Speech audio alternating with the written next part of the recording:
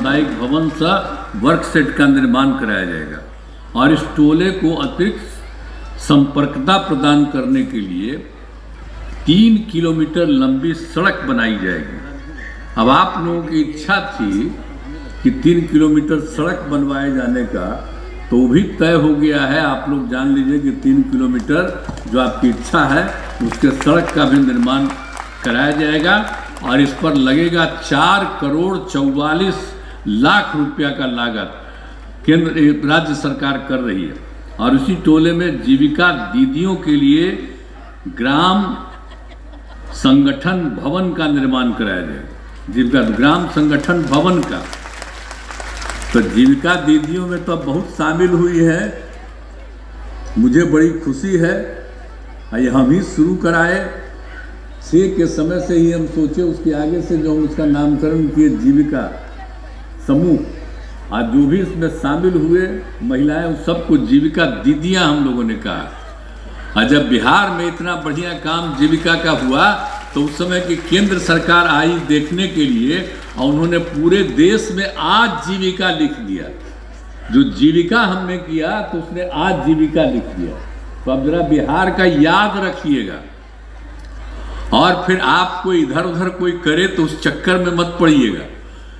राज्य सरकार ही कितना ज़्यादा काम की है और जिस तरह से जीविका दीदियों को बनाया गया है और जितने तरह से काम किया गया है, तो इन सब चीज़ों के लिए तो हम लोगों ने ये पूरा का पूरा काम किया गया है। तो ये सब तो जीविका दीदियों के लिए ग्राम संगठन भवन का भी निर्माण हो रहा है और जीविका सामुदायिक पुस्तकालय सह कैरियर विकास केंद्र की स्थापना की जाएगी। तो ये सब काम जो आप लोगों के यहाँ की इच्छा थी, हम लोग ये सब काम आप लोगों के लिए करेंगे। तो आप लोगों को ये सब के लिए खुशी है ना जी?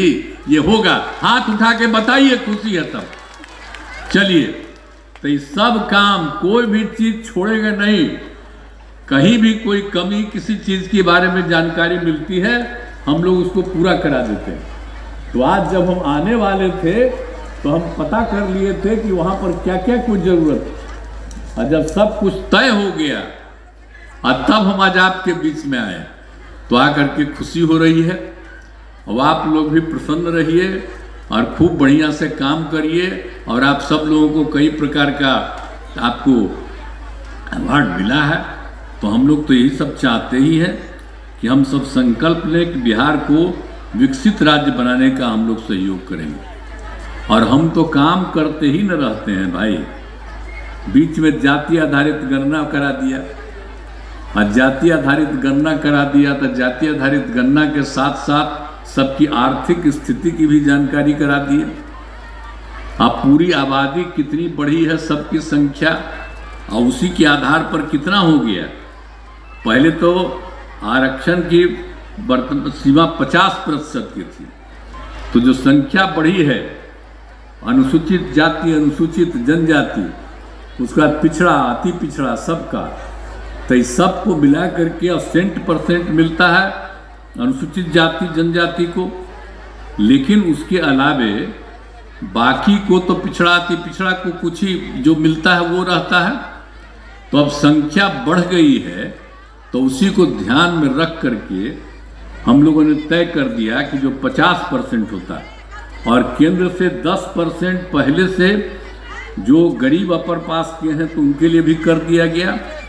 तो उसी में हम लोगों ने तय कर दिया कि अब 50% को बढ़ा करके अब कर दिया 100% जो पूरा कर दिया गया अनुसूचित जाति जनजाति का भी, और उसके अलावे बाकी सबके लिए भी बढ़ा दिया गया। माने अति पिछड़ा को 18 से बढ़ा के 25% कर दिया गया और पिछड़ा वर्ग को 12 से बढ़ा करके 18 कर दिया गया। और अनुसूचित जाति का 16 था, उससे बढ़ा करके 20 कर दिया गया। और अनुसूचित जनजाति का 1 से बढ़ा करके 2% कर दिया गया। तो ये सब काम हम लोगों ने कर दिया है। अब यहाँ पर जो 50 और 10 मिला के 60 होता था, अब 50 की जगह पर 65 और 10 तो पहले से है, तो कुल मिला के 75 का ये हिस्सा लोगों को मिलेगा। तो ये सब काम हम लोगों ने कर दिया है। तो एक एक तरह से ये सब काम कर दिया गया है। तो इसी तरह से और उसके अलावे जाति आधारित गणना में जो गरीब था, किसी भी परिवार का गरीब मिला तो उसकी संख्या निकाल लिया गया 94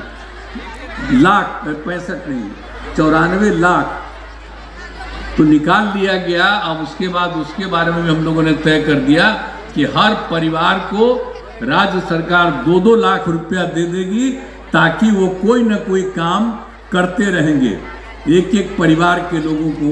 तो ये सब काम हम लोग कर रहे हैं। तो ये सब जो संभव है, राज्य सरकार एक एक तरह का काम करते रहती है।